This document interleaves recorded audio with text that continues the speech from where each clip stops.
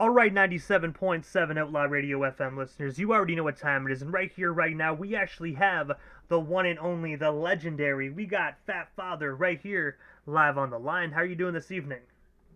Yo, yo, yo, what up, man? You good? Oh, I'm doing good, man. You Best as I good? can be down here in Canada, man. Best as we could be.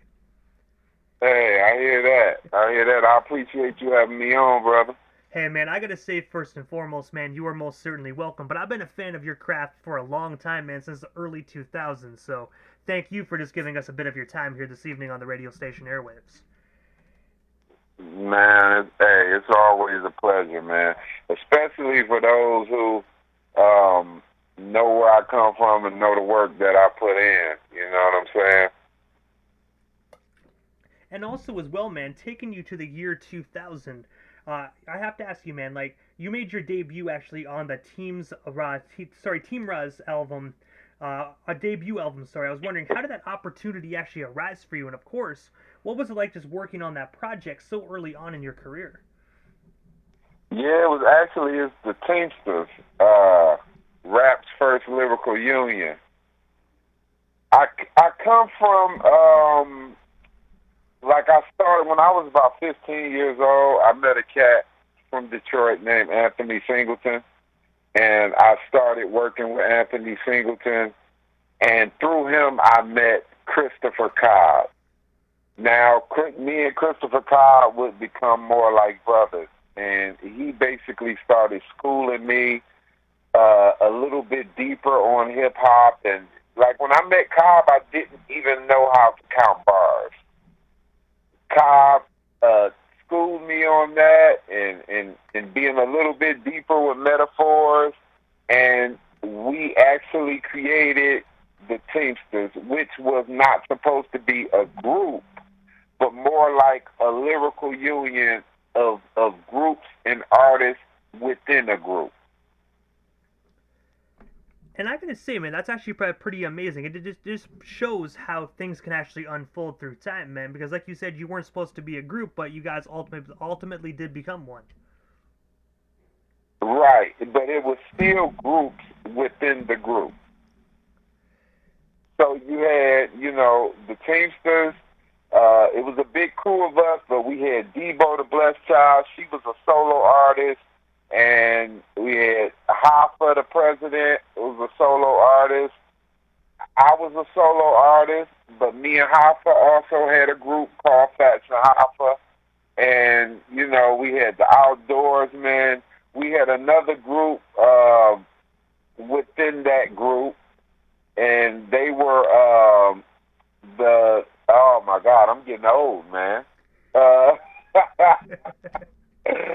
the Liaison Connection, I believe if I'm saying it right, it was a long time. It's crazy that now I could say like, oh man, that was like 20 something years ago. But yeah, it was just like Wu Tang would be the perfect example. Um, it was just different chambers within the one big chamber. And it's crazy because through Cobb or at Cobb's house is where I met King Gordy. And that began, and then Cobb introduced me to Marv One. And so that led to a whole nother chapter of my career. And I have to say, first and foremost, man, rest in peace to the legendary Chris Cobb, man. Such a talented, inspirational individual, man. It's hard to believe that such amazing talent like that is now unfortunately passed away. Yes, indeed. And Cobb was one. The mold was broke after Cobb was put here on Earth. Like his personality, his attitude, he wanted everybody to. He just wanted to see everybody succeed. And even when it was something Cobb didn't know or didn't have knowledge about, Cobb would try to find out as much as he possibly could to help you. If you needed help building a house from the ground up and Cobb didn't know how to do it, he would try to learn how to do it just so he could help you. That's just what kind of person he was. And Like a friend of mine said one time, he said he's never seen Cobb not answer his phone, and that's amazing in this day and age. And also, Because it's a lot of people that don't take phone calls. oh, I agree with that, man. There definitely is a lot of people. I'm not gonna lie, I'm guilty of it as well. There's a few times that I don't pick up the phone either, man. So it just shows what his character was, man. That he always wanted to just be there for other individuals. Definitely, definitely. And also, as well, man, the following year in 2001, you actually became 1/4 of the legendary Fatt Killahz. I was wondering, what's the story behind that iconic group? And of course, how did you actually get connected with the other three members of the largest group in America? Well, like I said, I was already Fat Father, and I used to walk around all the time because freestyling was my thing. I could freestyle for days, so I started saying, just I'm a killer. That's what it is. That's what I do. I come in, I shut it down. But anyway, I had met Gordy. I met King Gordy over at Chris Cobb's house, and me and Gordy became real cool. And then Cobb was telling me about this young dude he met at an open mic battle. He like, man, you gotta meet this dude. His name is Marv. He like, man, he reminds me of you. His level of confidence and just the way he acts reminds me of you. You need to meet him. So we were at the Lush Lounge one day in Hamtramck. Every Wednesday night, that's where the open mic went down in that era of things. And Marv came up, and Cobb introduced me, and we out there talking. Right off back, we were roasting people, talking. You know what I'm saying? Crazy. Me and Marv it was like, yo, this has been my man for years, is what it seemed like. So I started my usual spiel. Yo, I'm a killer. And Marv says, you know what? Yeah, I'm a killer too. And we like, we should just be the Fat Killers then. And it kind of started as a joke. So we put Gordy up on it. I put Gordy up on it. He like Fat Killers. And that's what it was. And from there, it went from a joke to being something real. So Cobb threw up the idea. Cobb said, hey, Obi Trice's man, Shimmy Bango. Bango was in a group called the Lab Animals at the time. Cobb was like, what if we got him to be a part of this? I wasn't hip to Bango like that at this time. So one night we were at a club called the Millennium AD, where open mics and battles went down in Detroit. Obi Trice comes in. At this time, they had just got the vinyl for the well-known Asshole. It was, you know what I'm saying? Obi had vinyl, like he's doing it. So he walks in, and in walks with him this fat dude with this birthmark shaped like Africa on his face, holding up the album, and his arrogance, the way that he walked in that door was like, I am the king of everything, and I don't care how you look at me. And I told Cobb, I said, yes, we need him in this group. We hollered at Bango. It's our history from there. The Fat Killers were born. And I gotta say as well, my favorite record that you guys ever put out was actually in the same year of 2003, man. Too Fat, Too Furious. Always my favorite joint. Word, oh man, that was the first mixtape, and it was like you can hear it in the sound quality actually, but but yeah, man, it felt like it was meant to be, like that part of history was meant to happen. It was supposed to happen. And I remember as well, one of my favorite features actually off that project is actually Guilty Simpson. I believe he was on the song "Squeeze Easy," if I'm not mistaken. Yes, indeed. Yes, indeed. Yeah, Guilty Simpson. That was the Fat Dreadnoughts, Teamsters, Fat Killers. It was a few other groups, Raw Collection, Mercenary Killahz. It was a lot of us in the city who Cobb deemed us ex-fam. So we were all extended family. So everybody was together. So Guilty was like our brother, so that was definitely destined to happen.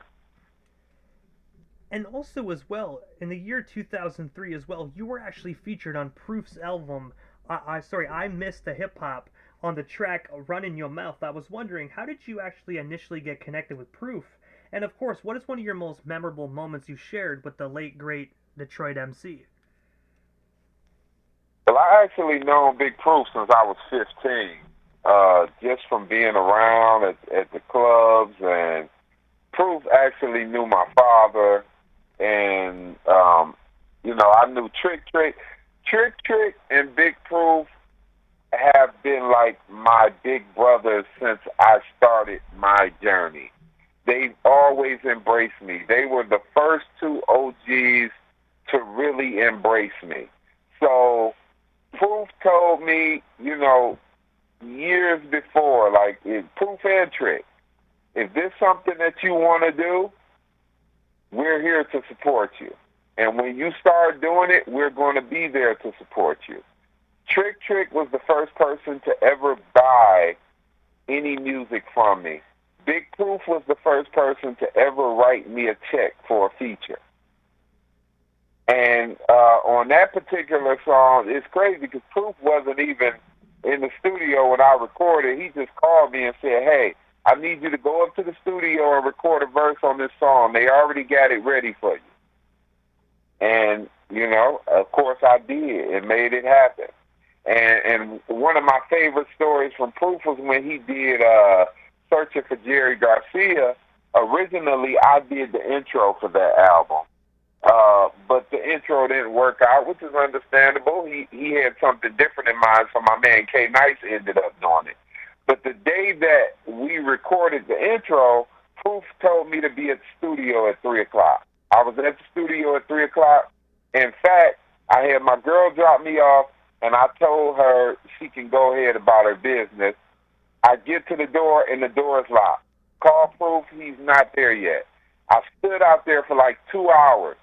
Proof kept telling me he was on, I'm exaggerating. It was maybe about an hour, 20 minutes.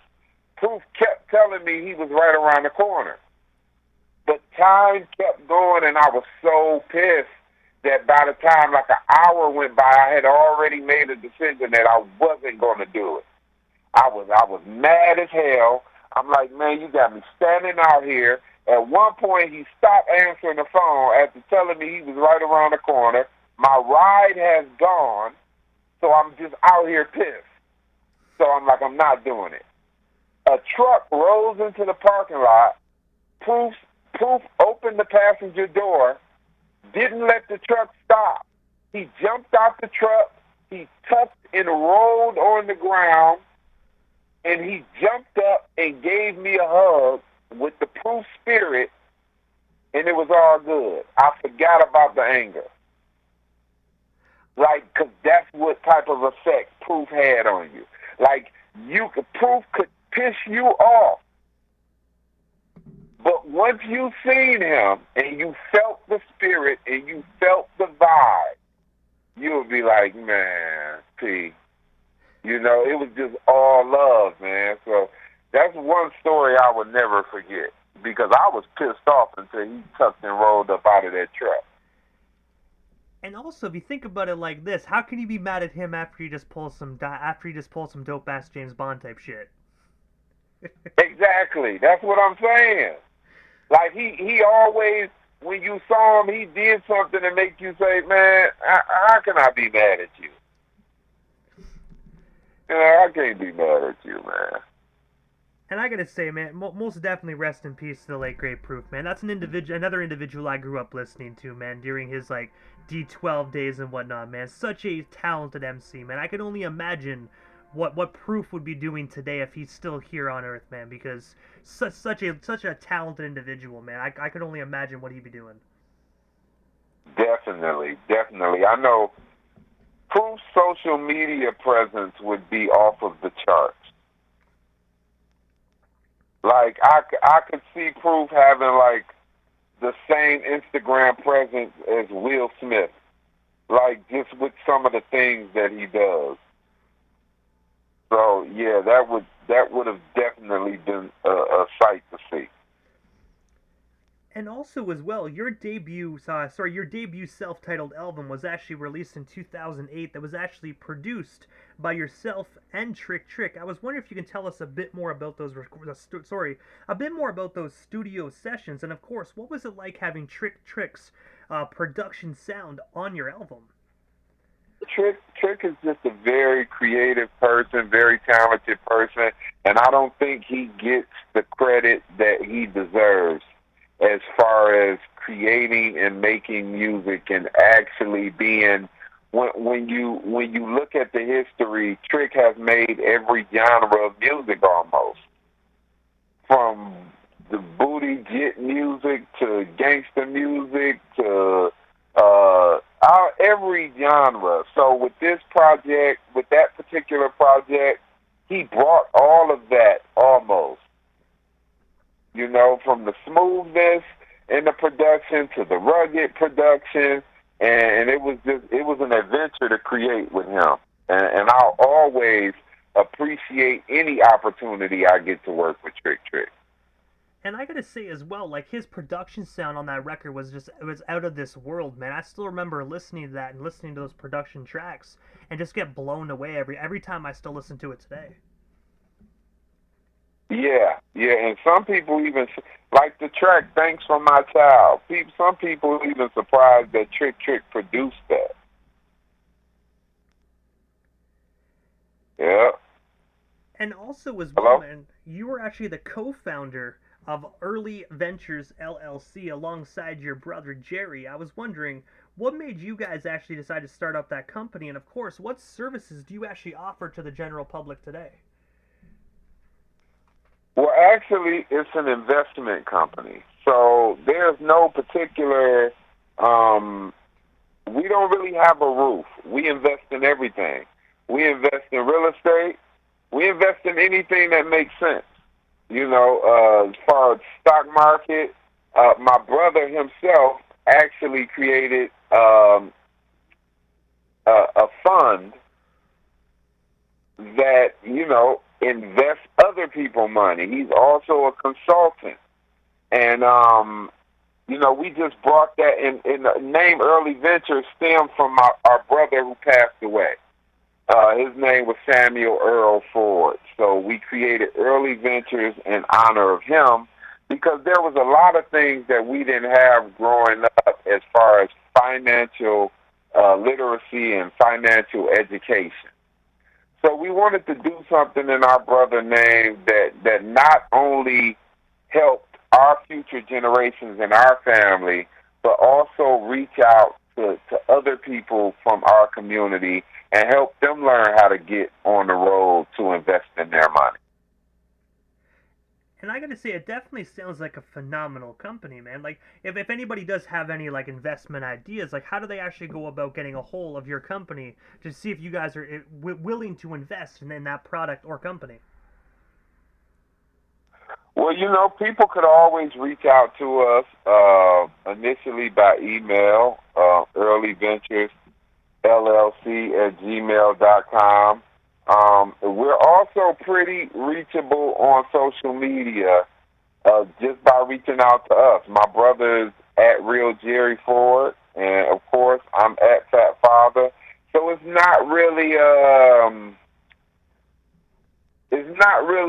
oh, you got to go through all of these corporate loopholes to get to us. It's like, hey, we want to chop it up with the everyday person. Like, we want to educate the everyday person on how to show them how to make their money make money. So you don't have to feel like, hey, I've sat in the barber shop and talked stock market and just told people how you can start with the simplest thing and educate yourself on the smallest thing and start from there by getting your feet wet. Because a lot of times we've been taught and by our parents. Well, I'm not going to say but a lot of people have been taught to, hey, save, save, save, save, save. There's nothing wrong with saving. Don't get me wrong. It's always great to have savings. But it's also better to have savings, but to also have money that is making money. If you can go to sleep and make money while you're asleep, that's a better payoff. You know what I'm saying? So investing, even the simplest thing as buying a home for $10,000 and then selling it for $15,000. Hey, you just made $5,000. Then when you dig in deeper into real estate, and once you get to learn that purchase agreements are contracts, it's just like a record deal. So you can have contingencies. You can actually make things happen without having a dollar in your pocket. Knowledge could actually make you money from scratch. So that's what our company is about. Our company is about not only us investing, but also educating people on investing. And also, as well, aside from actually music and, of course, investments, there's another venture into the entertainment industry that you actually had the opportunity to pursue, and that was actually you starting your own cartoon project titled Storytime with Fat Father in 2014. I was wondering if you can tell our listeners a bit more about that project, and, of course, what actually made you decide to get into cartoon creation at that current time? Well, actually, that was a project that my man B. Damon from AUX Cinema came up with. So I can't take all of the credit for the creation of that, but it was an idea that he had and we brought to life together. Now, the concept was quite simple. It wasn't like it was going to be a whole bunch of episodes of this. It was simply, we just recorded. I just told stories from my journey and my career, and he simply just animated these stories. Now, since then, simple animation has come a long way, but that was back when you didn't have a lot of everyday people doing animation like that. So it was just an idea that he had threw up in the air, and we took it. And I think what we put out was very successful. I think it was very entertaining. I wanted to revisit it and maybe do a few more episodes, but both of our schedules got kind of hectic, and we just never got back to it. And I have to ask, do you think that's something you still might jump into in the foreseeable future, is actually getting back into that cartoon creation? It's definitely possible. Yes, I would definitely say that is possible. And also, I've even worked on a couple or working on some things with my man Cliff Notes, who is another Detroit MC, but he's also an artist and an animator, and we've been working on some things that you'll probably see out in the very near future. And also, as well, July 2nd of 2021, so just a few months ago, you actually released your most recent project titled Soccer Dad. I have to ask, what's the story behind this brand new record? And of course, where can our listeners actually buy or stream themselves a copy of this project today? Well, you could always go to Fatt, FATTworld.com, or you could tap into my Bandcamp, fatfather.bandcamp.com. Got a whole lot of dope merch on there for Soccer Dad, from umbrellas to towels and water bottles and CDs and vinyl and T-shirts and hats. But Soccer Dad is basically me feeling like I'm at the point where I'm really focused on empowering my children. I'm really focused on building up the next generation of me. And when you think about a parent, in that capacity, a parent with that unconditional love and that unwavering love, and they standing on that sideline at the soccer game. They don't care how they look. They just want to scream the loudest for their kids. They just want to run up and down and cheer their kid on. They don't care how they look to other people. All they care about is their child or children knowing that they there in all capacities. You know what I'm saying? They got them to the game. They got them on the team. They paid for the uniform. They showed up to the game with their lawn chair and their cooler and their umbrella, so they ready for the rain. And if you get rained on, they got a poncho over here for you. So it's like when you look around at a soccer game, you see parenting at full capacity. So I basically use that as a metaphor to my everyday life, just so people know that I'm ready to show up every day for my kids. And if it rains, I got the poncho. You know, if they thirsty, I got the drink. If we need to keep it cold, I got the cooler. I got the lawn chair to get comfortable when everything is going right for you and you may not need me at the moment. But as soon as you need me to get up and cheer, you need me to get up and run, I'm there. So soccer dad, that's how you have to look at it when you listening to soccer dad. Because when I'm talking about, hey, what I have to do to survive, what I had to do to get to this point to be able to survive, what I still do every day to survive. Every track is a soccer field. And every verse is me just yelling for my kids to make it to the finish line. And I gotta say, it definitely is a phenomenal project. I'm definitely looking forward to actually just seeing and snagging myself a copy of that vinyl when you do bring that out, because I gotta say, that is definitely a phenomenal and inspirational record that I think everybody should have a copy of. Oh yeah, the vinyl is out. The vinyl is out. Like I said, just tap into fatfather.bandcamp.com, and the vinyl, the CDs, everything is there. And I gotta ask, aside from Soccer Dad, I have to ask, what is next for yourself, man? Is there anything we missed during this interview? Anything else you still want to talk about or promote? Well, we still have you here live on the Canadian airwaves this evening.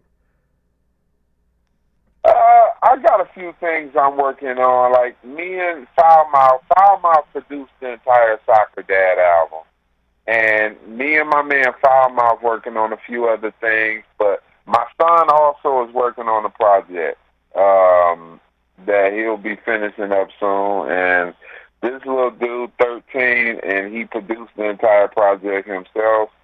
He wrote the project himself. He recorded the project himself. And y'all can tap in with DJ Oreo, OREEYO, on Instagram, and he's going to have some new music coming soon. And aside from that, I got a podcast called Two Queens and a Fat Guy. We're going to have some new episodes of that coming soon. So shout out to my girl Coco Butterfly and my girl Jackie B. And that's what I'm doing right now. Other than that, I'm just chilling, man, and living and trying to stay out of the way. And I gotta say, I definitely actually checked out your podcast, man. I gotta say, it's definitely phenomenal, man. I love the content that you guys bring to the table. It's definitely a one of a kind podcast. I appreciate it. But also, Fat Father, this is the time quickly right before we wrap things up that I give a chance for the individual that slides into the radio station airwaves. Just a chance to give shoutouts to whomever they want to give shoutouts to, but most of all, your social media handles. That way our listeners can follow you on all social media platforms and stay updated on everything what you got going on if they're not already doing so. Okay, yeah, I definitely want to shout out Fueled by Life. That's my label, and Middle Finger Music.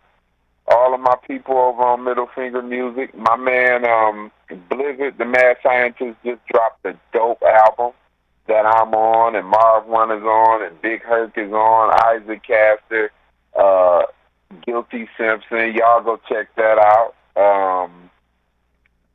And also, you can follow me at Fat Father on Instagram, at Fat Father on Twitter, at Fat Father on Facebook, at Fat Father on everything.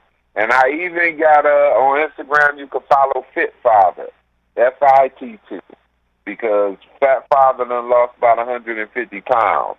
So I'm on this new health journey too. So you can follow me there to keep up with the health journey.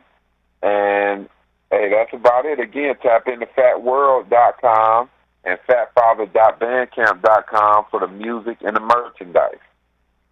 And I just gotta say, first and foremost, man, congratulations on that 100-pound weight loss, man. That's actually monumental.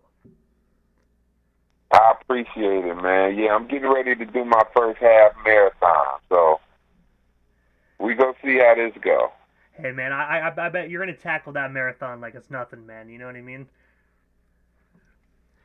Yes, sir. But I gotta say, Fat, thank you so much again, man, for just taking the time out of your busy evening and sliding into the 97.7 FM airwaves, man. It definitely was an honor and most definitely a privilege, man. Hopefully down the line we can make this happen again sometime soon.